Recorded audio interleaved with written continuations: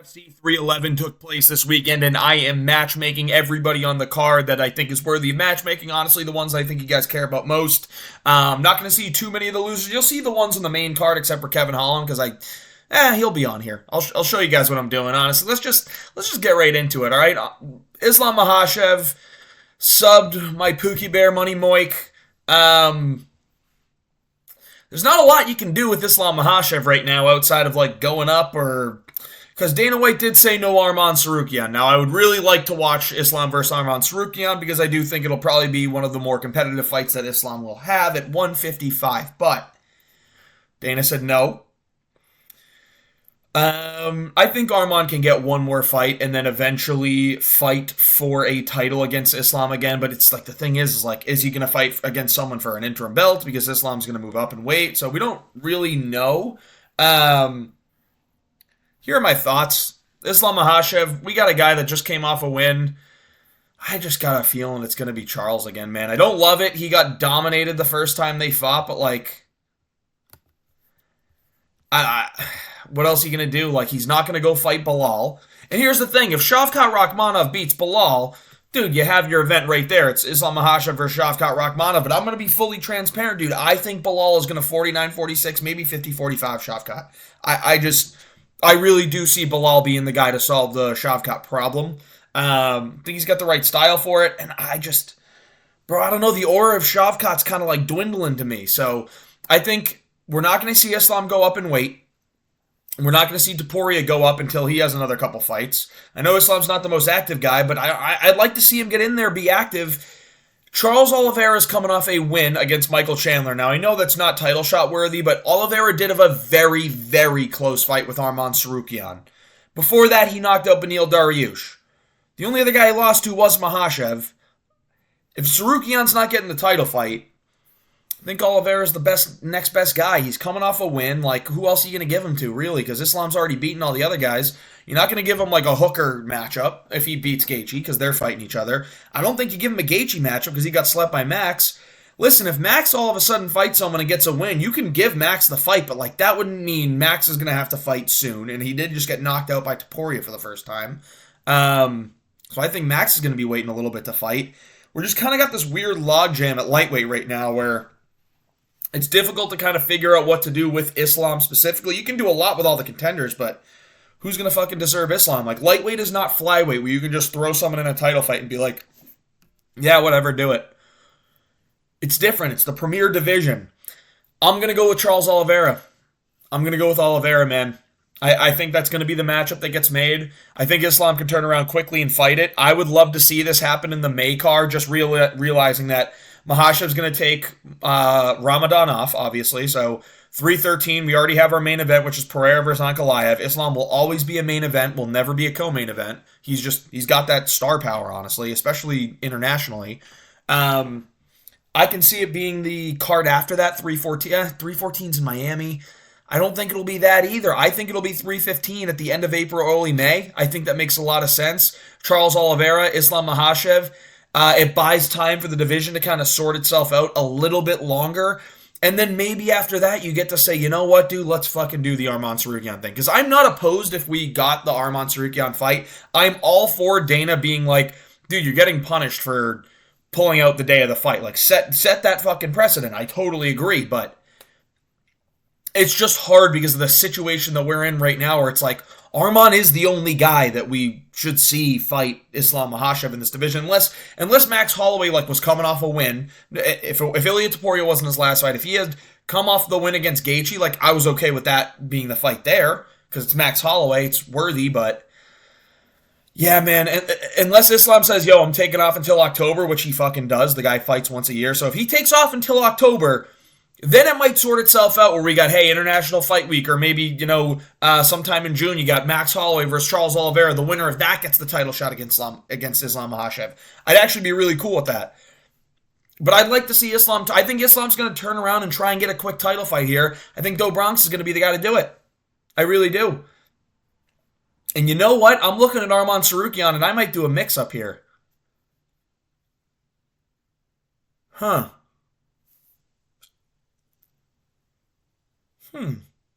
I got an idea. I got an idea. So Charles versus Islam Makhachev, I like that. I think that's a good fight. I think it's one that we can make happen. Yeah. Yeah, you know what?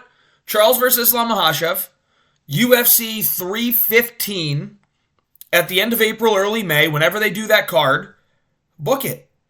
Then for Arman Tsarukyan, I originally put the winner of Dan Hooker versus Justin Gaethje here, but you know what? Fuck that. I got a better idea. I'm going to put it on screen for you right now. Hold on, I'm showing you all the files here, guys.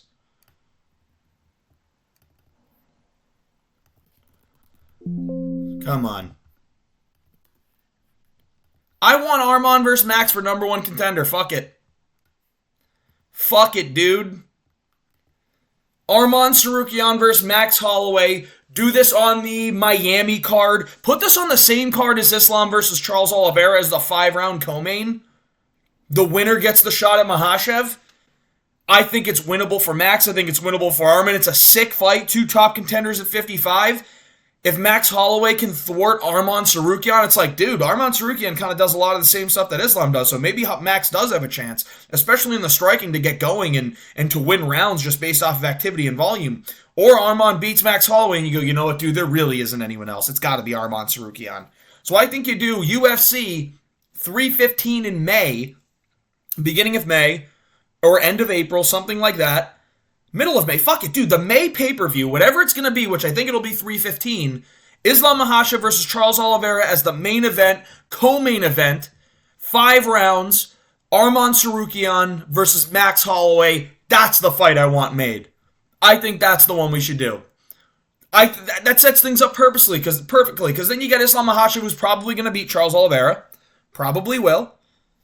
Even if Oliveira wins, like, facing the winner of this matchup would be fantastic. So no matter who wins this fight, which will most likely be Islam Makhachev, I'm very, very confident, as I think most of you are, it will be Islam Makhachev. That sets up beautifully to have the co-main event be this fight, Max and Arman, and the winner gets to fight Islam Makhachev. And even if it's Charles, I'm cool with the winner of this fighting Charles for the title, but like that's how you do it. Now I'm sure Islam would actually get a rematch, but then we have the contenders sorted out. That's the one. Arman Tsarukyan, Max Holloway, Islam Makhachev, Charles Oliveira, main event and co-main event, both 5 rounds, obviously. The UFC 315 card in May, that's the one I want. Moving on, Renato Moicano. Wish he got the win, man. But you know what? There's been some shit talk back and forth, and I think the Paddy the Baddy fight does make sense. I'm going to be real. I'm going to be totally real. I think the Paddy the Baddy fight makes sense. Paddy Pimblett is... Listen, man, Moicano's ranked 10, Pimblett's ranked like 13. They're yapping back and forth. Interesting stylistic matchup. They could scrap, fight each other. It'll be a great build-up to a fight, and I think it makes all the sense in the world. Dude, this is a 5-round main event. The thing is, they'll put it in the fucking Apex if they do that, because like the London card would have been perfect. I don't think this will be on the London card. I don't think they're going to be able to squeeze it on. Even though if you can get this on the London card, make it happen. I think Moicano can make that quick turnaround, honestly. Get submitted in the first round, didn't take much damage, is what it is. But Moicano, Paddy Pimblett, I'm thinking the pay-per-view in Miami would be great. Feature fight. Because you're going to have Gilbert Burns and Morales on that card. Burns and Moicano, this is perfect, dude. The UFC Miami card in April, you have Burns and Morales. And then Moicano versus Pimblett is the feature fight, or the co-main, and then Burns and Morales is the feature fight. Those two guys, Burns and Renato Moicano, are on the Show Me the Money podcast together. Having them on the same card would be sick. It would be sick. And then obviously the main event, you can have the Volkan-Ilya matchup, which I think is being targeted for that. That would be unbelievable. Co-main event, Renato Moicano, Paddy Pimblett for the UFC 314 card in Miami. Even if you make this the feature fight and the Burns-Morales fight, the 4th fight on the card, you have another sick co-main that you could slide in there, maybe one of the women's title fights. I think it makes all the sense in the world. Moicano, Pimblett, UFC 314, feature fight. I've decided feature fight for the Miami card, and winner gets to start moving up the rankings. This will have hype behind it. People are going to want to see it. I love it. I love it. Moving on. Merab Dvalishvili, The Machine, Merab is in one of these spots too that, like, what do you fucking do with Merab? I really do think there's only one option to me that makes sense. No, it's not the O'Malley rematch. You don't just throw O'Malley. Now, I think the UFC may try and throw that at people. I think it would get a ton of flashback. What's the word I'm thinking of? Fucking, I don't know. It'd get a ton of shit. Like, I don't want to see O'Malley go into an immediate rematch. I want to see him coming off a win going to fight for the title. I want to see Petr Yan get another win before he fights Merab again, because we kind of just know the result. But if he gets 3 wins over Song, O'Malley, and Davison Figueiredo, he becomes undeniable. You give him the title shot.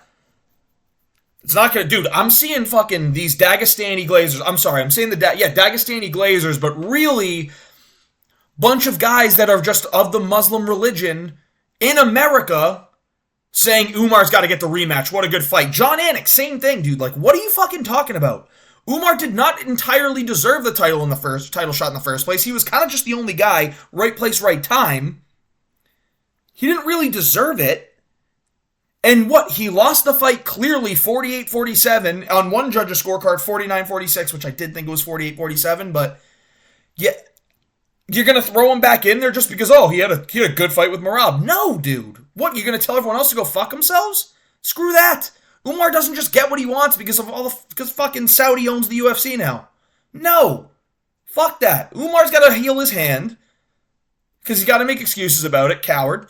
It's a fight, dude. People hurt themselves.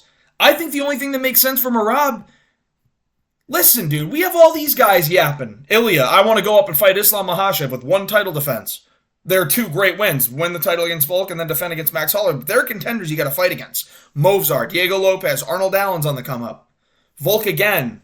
Like, you have those guys that you're going to have to clean out the division just a little bit more. 2 more fights and we can do it. But then you have Islam Makhachev wanted to go up, and he kind of deserves it, but it's a weird spot because he won't fight Bilal. What, are you going to have him jump 2 weight? You actually think he's going to jump 2 weight classes and fight Dricus? I don't like that for him, if I'm going to be real. Then you have Pereira talking about heavyweight. Like, dude, he's got Ankalaev to fight. That fight's booked, so that, what else do you do?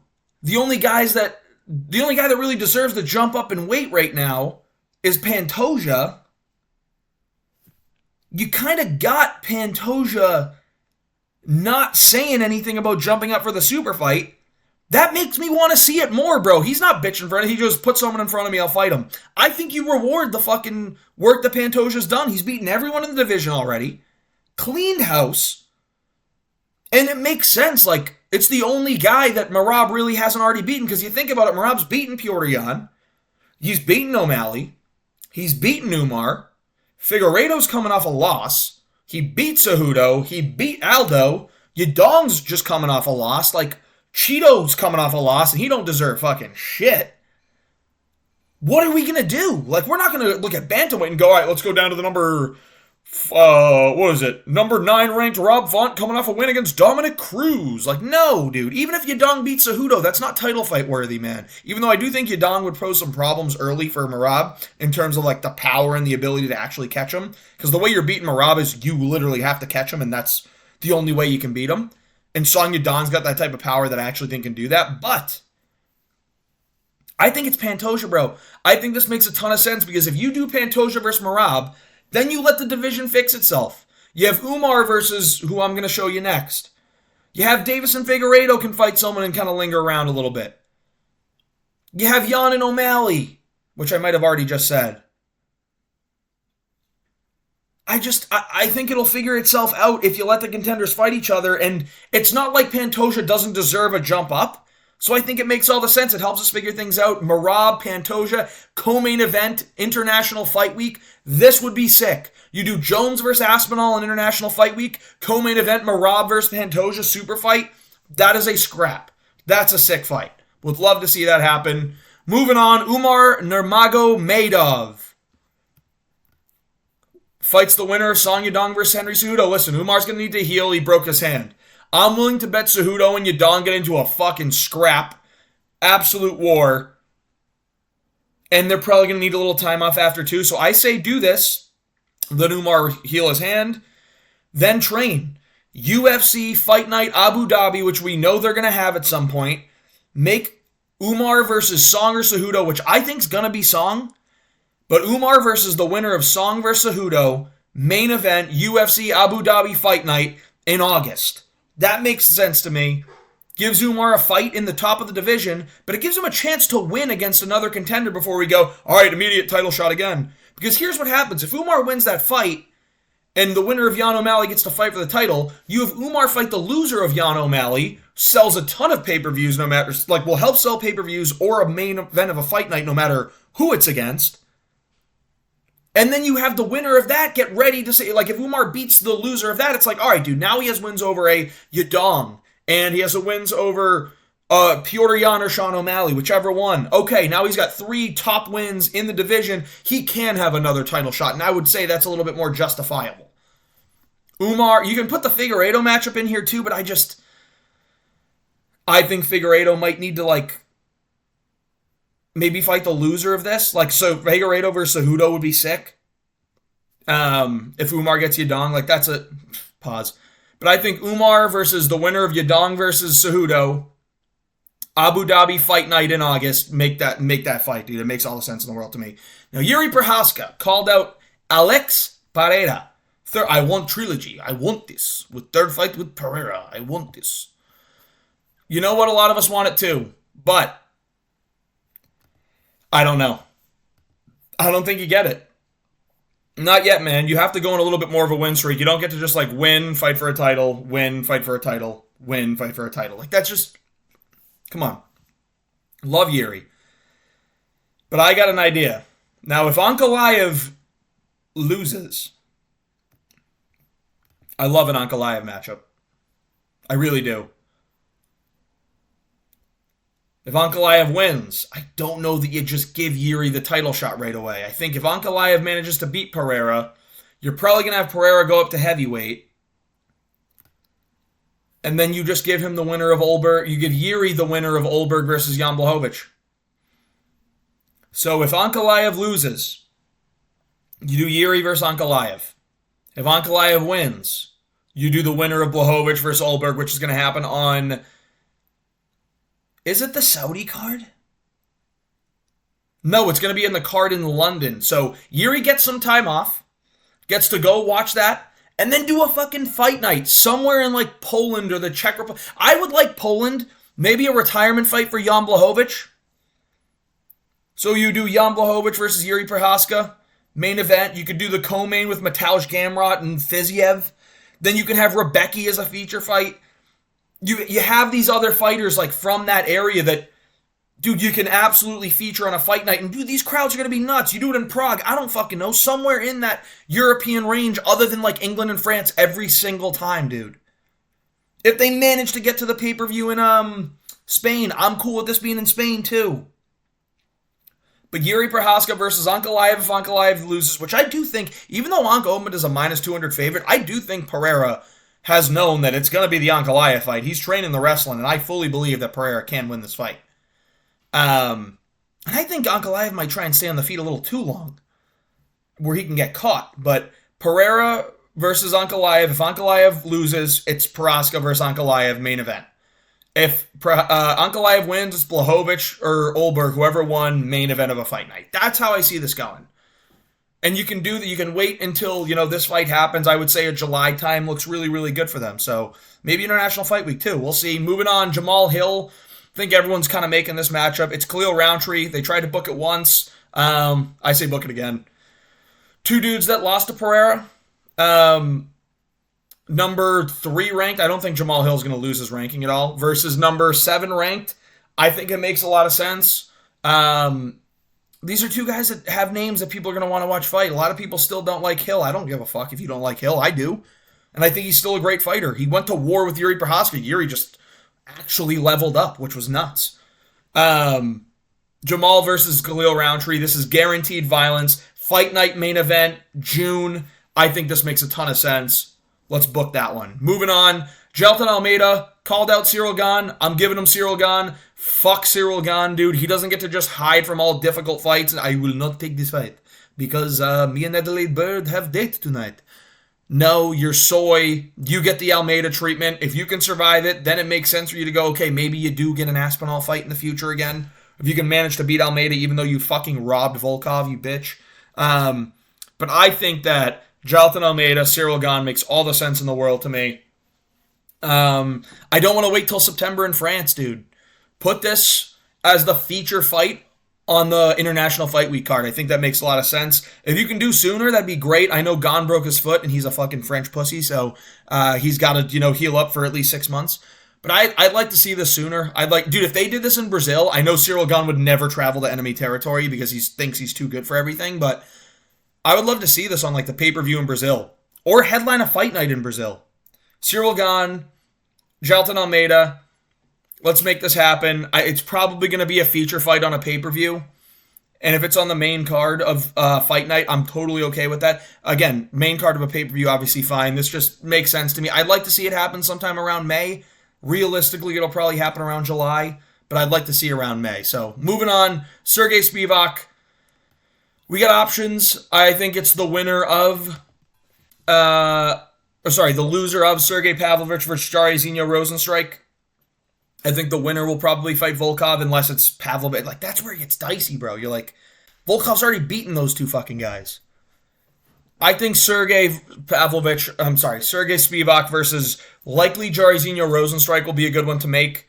We'll figure out what to do with Pavlovich in February. We'll see how that fight goes before we make that decision. But I think Spivak versus the loser of this fight makes all the sense. I think it'll be Rozenstruik, but if it happens to be Pavlovich, I think that fight makes sense too. And again, you can do that in the Abu Dhabi card in August or something like that. Again, I think Spivak might want to turn around quick, so I could totally see a Spivak versus the loser of this headlining an Apex Fight Night card, which would piss me off because it would be a shit Fight Night card probably, but makes sense. Moving on, Renier de Ridder, G1 again, submitted Kevin Holland in the first round. He submitted GM3, former double champ from 1. Dude, I honestly think this guy is you can actually put him against a ranked opponent at this point. Where the fuck has Jack Hermansson been, bro? Where has Jack Hermansson been? I think this is the fight to make. If you could manage to get this on the card in England, that would be sick, but I'm sure it'll just be a fight night co-main event, fight night feature fight, sometime in May, sometime in April. Honestly, April. Hermansson hasn't fought in almost a year now. Renier de Ridder is coming off a quick round 1 submission over Kevin Holland. He's 34. He wants to continue to get moving. He's active. I like the activity from Renier de Ridder. I bet he stays active, and I'd like to see Renier de Ridder versus Jack Hermansson. It makes all the sense in the world. Is Renier good enough to be ranked? Or can Jack Hermansson, the craftiest of crafty, hold him off? Hermansson's got great grappling. We know Renier de Ridder has great grappling. Renier de Ridder's got some big ugly boy striking, and Hermansson's striking is not the prettiest, but it's it's slow, it's technical. He's not terrible. He can hold his own at times, so it'd be an interesting fight to see how it goes. This would kind of be like the Brad Tavares warm-up fight if we were comparing Renier de Ridder to Dricus du Plessis, like a lot of people are. So Renier de Ridder, Jack Hermansson, fight night, feature fight, April. Make it happen. Moving on. Kevin Holland. I don't want to see Kevin Holland fight anybody other than Rampage Jackson. I don't know. I'm going to be real. This fight would never happen. If it did, Rampage would beat his fucking ass. I want you all to know that right now. Kevin Holland has no grappling. He'd get taken to the ground and pounded in a fucking minute because he only cares about smoking weed and sounding cool to everybody instead of actually training for fights. And Rampage Jackson's just going to 45-70 his bitch ass. That's what I'm saying. So, Rampage Jackson, Kevin Holland, whenever. It's not going to happen, but I couldn't give less of a shit to see who Kevin Holland fights next, because if it's not a super easy matchup for him, he's just going to fucking quit in the middle of the cage. If it's a super easy matchup for him, we'll see him get a win, and then everyone will go, dude, he's so back. He beat a shit fighter. He's so back. Right now, what Kevin Holland screams to me is the Bo Nickel stepping stone. Just saying. But, would love to see it. I don't know. I don't know. Fuck Kevin Holland, bro. I'm sick of his ass. Moving on. Hayani Barcelos. Fraud check of a lifetime. Love seeing that zesty boy bitch get fucking put down, bro. As you know, I'm not the biggest Peyton Talbot fan. He's solid. But I think people overhyped him. Like, dude, they're putting him on fucking dating shows. I'm like, what has this guy done to actually be on it? He plays the cool guy. He don't care, bro. He's so composed and stoic. Bruh, He got banged out by Frank Ocean, so, like, relax. Ronnie Barcelos, really good win, honestly. Crafty. Let's give him a Pedro Munoz fight, brother. I'm cool with the Pedro Munoz fight. I think it would make a lot of sense.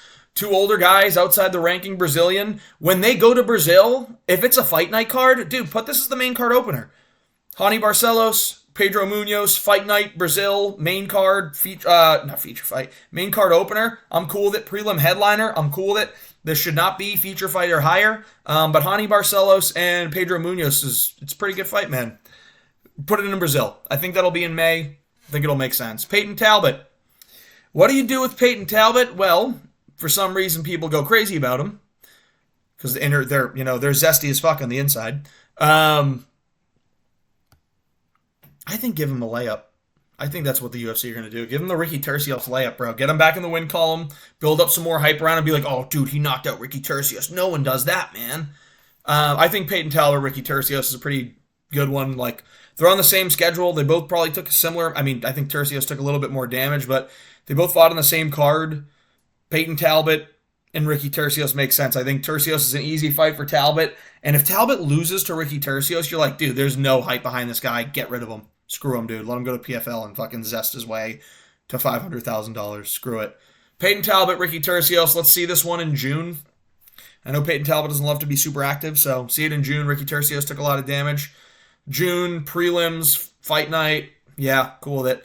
Bogdan Guskov got submitted after whatever Alekna, his name is, just gave him his neck. Volkan Ozdemir? I'm not opposed to rebooking the Johnny Walker fight, but I think it's time for Guskov to take that jump in the rankings. The real Anthony Smith does leave his head on the line. Let's see if it's just because he was hunting a shit fighter. Volkan Ozdemir, Bogdan Guskov.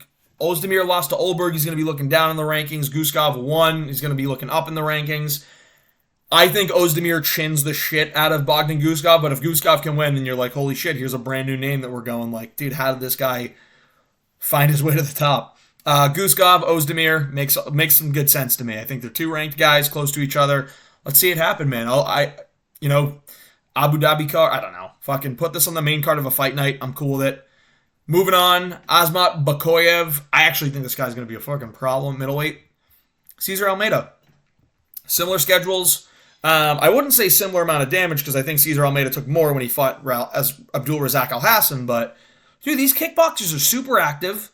And Bakoyev just got a round one finish. Cesar Almeida got a round one finish. Cesar Almeida fought a week before Bakoyev did. It made sense, bro. Whoever wins this fight, you're going to be like, oh my god, dude, like, both are pretty good guys. Like, what's going to happen? Now, I think Bakoyev wrestles him and ground and pounds his ass easy. But who knows? Maybe Cesar Almeida shows us like he belongs. Because, like, what are you going to do to promote Cesar Almeida? He's fucking 38. Keep giving him to, like, kickboxers and, he faces a wrestler super late in his career and you're like, wow, that was easy. Unless you're trying to build him up to be a stepping stone for Bo Nickel. Like, that's what I see the UFC doing. But I think Bakoyev, Cesar Almeida makes a lot of sense. Both coming off round one finishes. Both fought a week apart. Make it happen. Prelims, fight night. Cool with it. Moving on, Grant Dawson called up Benir Dariush. I say give it to him. UFC Miami. UFC 312 in Miami. Main card opener. Benil Dariush, Grant Dawson. Listen, I don't love seeing Benil Dariush fight down in the rankings, but he was going to be fighting Moicano down in the rankings anyway. I think Grant Dawson deserves to be ranked like 15 or 14. He beat Carlos Diego Ferreira dominantly. Nobody fucking does that. And I think he's a really good fighter. So Dariush, Grant Dawson makes a lot of sense to me. Dawson's ready to turn around quick and keep that career going. Dariush is going to be ready to fight. I say do it. Dariush, Grant Dawson, main card, UFC Miami. I'm going to fucking build the rest of the 313 card and the entire Miami card this week. And we're going to come out with videos this and next week for it. So Grant Dawson, Benil Dariush, 314 main card opener. Muin Gafarov, we'll run through this one quick. Victor Henry, similar spots in the Tapology rankings, if I'm being honest. Both guys coming off wins.